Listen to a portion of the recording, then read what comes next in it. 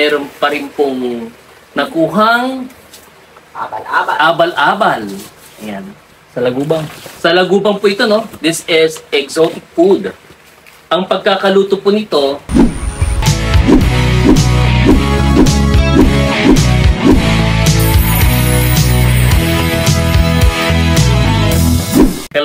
hello. Samahan niyo po si Garden Body dito po sa aking porch. Ayan. Ito po at meron po kaming ani ngayon na rambutan. Then, galing po kami sa palengke ng San Narciso ng aking anak na si Lance. And meron pa rin pong nakuhang abal-abal. Ayan. Sa lagubang. Sa lagubang po ito, no? This is exotic food. Ang pagkakaluto po nito, nilagyan ni Papa ng asin at saka suka. Parang hindi man totally adobo na ito, no? Pero ano po ito, mas masarap kung ito sana iprepare natin after. Meron siyang doon sa lasa niya, basta may twist doon sa lasa, pero masarap po talaga. Maamoy ninyo, merong aroma, may amoy yung sa lagubang nakakaiba, lalo kapag yung binabalatan. Okay? So, ang pagkain po nito, ito pwede na pong kainin dito. Pero ang ibang approach po dito, ang tawag dito, yung iba, ikinigisa sa kamatis. Then ito, parang iniluto lang doon sa suka. Pero ang isang approach pa ito, matapos itong iluto sa suka, pwede nyo po itong i-prito para mas malutong. No? Yung iba, tinatanggal na kagad yung ulo, tapos yung pinakapakpak at saka yung paa. Pero kami naman kasi, hindi naman. Dito po, pagkakainin po yan, so tatanggalin dito sa may ulo, then may dalawang paa dito sa harap, yung dalawang paa sa likod,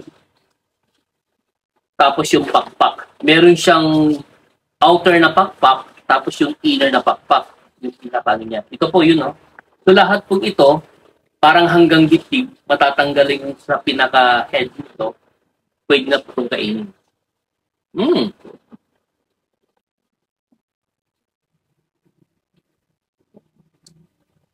Medyo chewy, kasi nga po,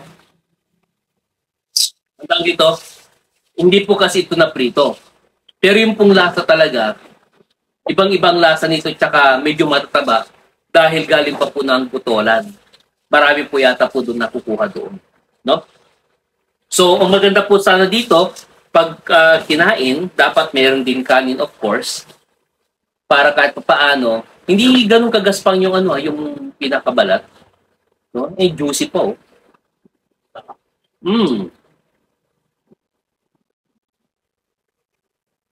Dahon lang naman kinakain. Hindi, ang sabi nila, dahon lang naman daw kung kinakain ito. Hindi po yun.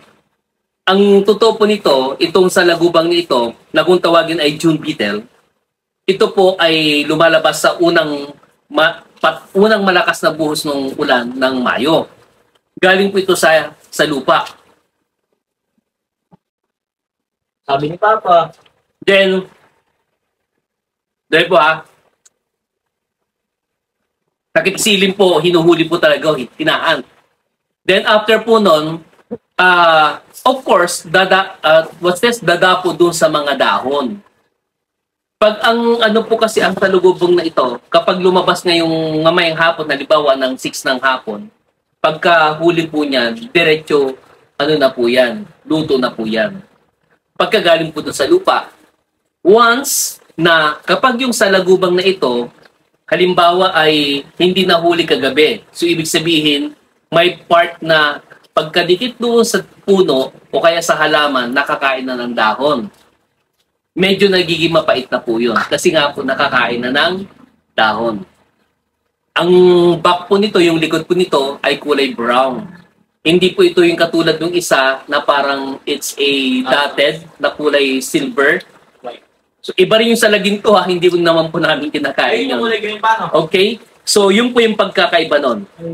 I-try po ninyo, masarap to. The best po talaga. No? Exotic food. Sa amin sa Ilocano, isa po ito sa masarap na inaantay po talaga tuwing buwan ng Mayo talaga.